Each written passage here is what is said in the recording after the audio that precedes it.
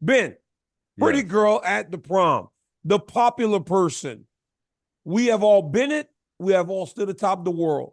There is now a new pretty boy in town, a new champion, Ilia Topuria. What did you make of his performance last week? I spoke to him last week, Ben, and he Yeah. was so certain that he would knock out Alexander Volkanovski. And anyone that would ask me, I would be like, man, he's so confident. You tend to want to believe him, but this is Alexander Volkanovski. What did you make of that? Yeah. It was impressive. He said he was going to do it. I was like, I thought there was a chance of it for sure. I said that, but Volk is so good, and it happened against Makhachev, but it hasn't happened ever besides that. And so, I thought there was a potential that the whole fight went kind of like the first round did, right? Where Yes. Volkanovski moves well, he's evading, he's landing strikes. He won the first round, in my opinion. I thought there's a chance the whole fight would look like that, but when Topuria connects, he connects hard. Mm-hmm. Yes.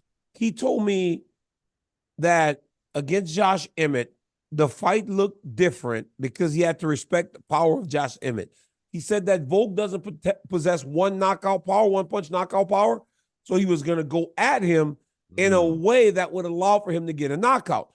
Bro, his coaches, his corner, everybody that was in that room when I was sitting down interviewing him, they were so certain. So then I walked outside of the hotel and I saw his coaches, they're two brothers, and I said, this kid thinks he's going to knock out Alexander Volkanovski. I go, and I know he's your guy. I said, so I'm sure you're confident in him.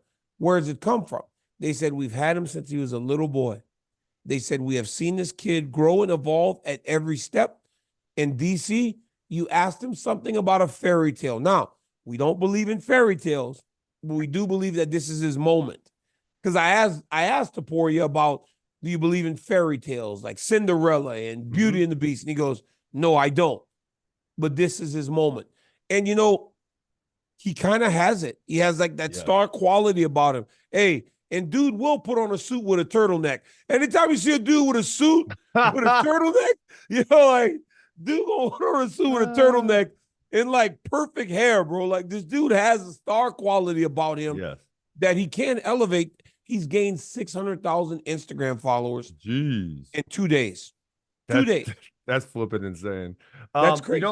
I think we were early to the party because I remember it was after the Bryce Mitchell fight, and I think we were both pretty high on Bryce Mitchell, and Topuria just beat him everywhere. And it was like, oh my God, this dude hits hard. He wrestles well. He grappled well. I think he finished him with an arm triangle, if I remember correctly. And we were just kind of blown away. And then he had the Emmett fight, and it set him up. And it's like, yeah, there's a distinct chance this guy can beat Alexander Volkanovski. I think he's going to be a big star. I know we're going to talk about his next fight.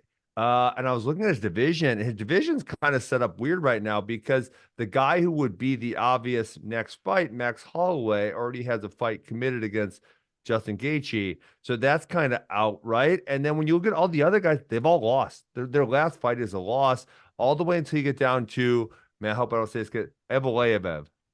Oh, you tell him to get lost. It's Coach Pendleton. Coach Pendleton. I'm in the middle of a show with Ben Askren right now. What's going on, Coach Pendleton? Can I call you back in a few minutes?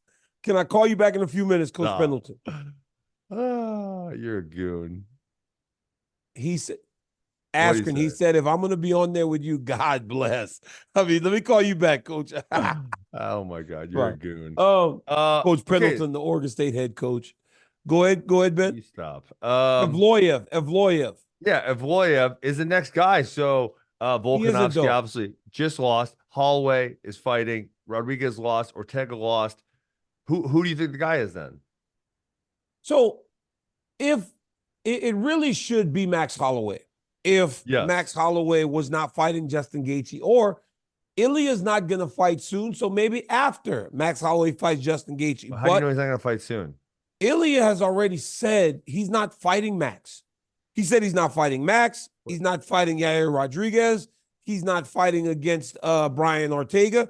He said he's not giving any of these guys title fights. He said he has to continue to move the division forward because Alexander Volkanovski was not going to be taking those fights. That's his mindset in regards to the guys that have been around the top of the division for a long time. But I think for him, if he wants to continue to build that star, he's got to fight Max Holloway, right? You have to fight the guy that's so recognized, because that's how Volk became a star, right? Remember, Volk beat Aldo. Then Volk beat Holloway. And then you start saying, well, this guy might be the greatest featherweight of all time. And honestly, he might still be. He is. I think he is. Yeah. But I'm saying that doesn't happen, though, if you don't beat the guys that was there before you, especially if they're still able to compete and they're still fighting. So I think that's why. But one thing that I don't know if I'm into, I can't tell you who he's going to fight next, but I can't tell you what I don't want to see.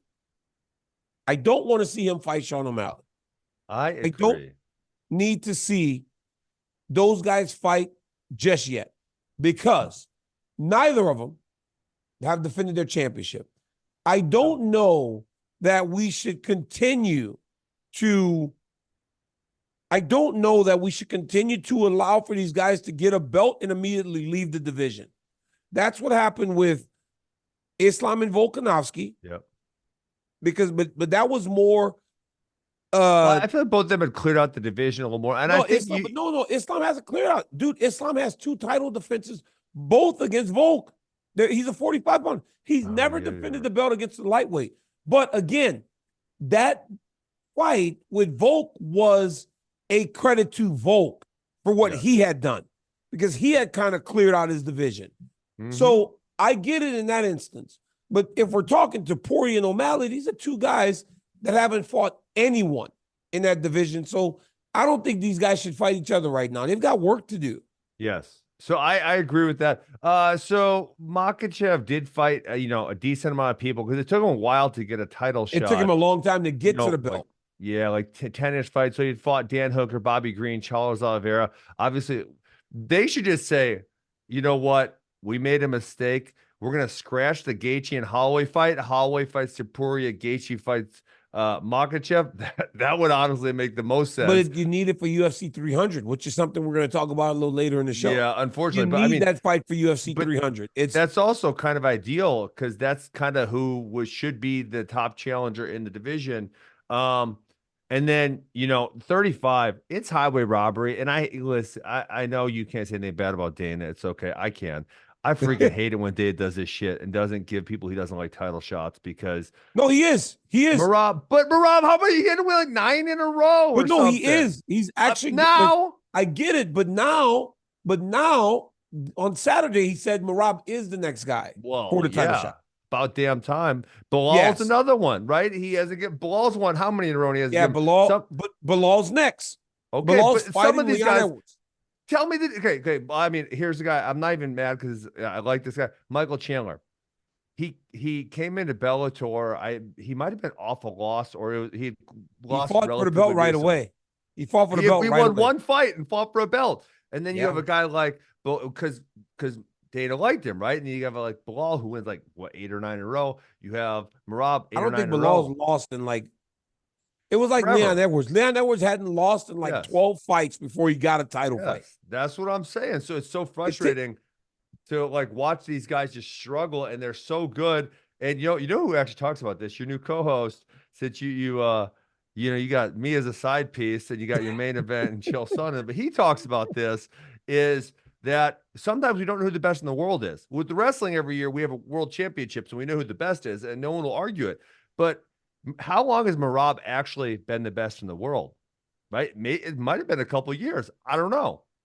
Well, yeah. So on Saturday, it was very apparent that it could be no one but Merab. But then when I watched Sean O'Malley immediately go and say, I want to fight Ilia, to me, when I look at it, the optics of it isn't ideal, because it would seem, well, now we haven't seen Sean grapple. I've heard stories that he's a great grappler, but it would seem like Merab is a horrible matchup. He's so good. Dude, what? He doesn't get tired. How does he go that hard and doesn't get tired? I don't know. It's really impressive. I mean, Henry did a really good job in the first round, keeping the distance and landing some big strikes, and then Merab just kind of took over. Henry's not a guy who in wrestling, he never gassed. He had a great gas tank. He wore some people out actually. Hey, can I say something about Henry Yeah. though? I Yeah. think Henry left it all. Like, I believe that we have a certain amount we can give. Yes. And I think the work that he put in to become Olympic champ, and then the work that he put in to win those 2 championships, it's all gone.